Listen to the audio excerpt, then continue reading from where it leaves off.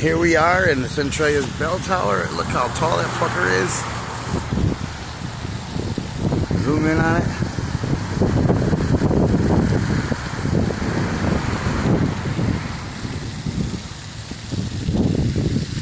And then right next to it is their little fountain. And then right across the street, which we're going to get to in a minute, is the Satanic Church of the Catholics. Come on, let's go. Let's go check it out. Look at this freaking thing. This is the biggest building in our town. Of course, it's the Catholic Church that's going to have the biggest building.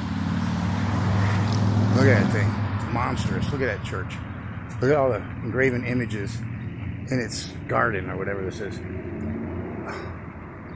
I didn't have my dad with me. I'd be in there. I'm gonna come back and do some further investigating and see if I can get some of the cymatics off these windows. Look at the patterns in the windows, and them are energy patterns of some sort. Look, here's the bell tower. Here's the church. Look at that. The cross on top. It's a creepy looking church. Well built though. Look at that thing. Huh? Yeah, this used to be a car lot, I remember. There it is. Weekend masses.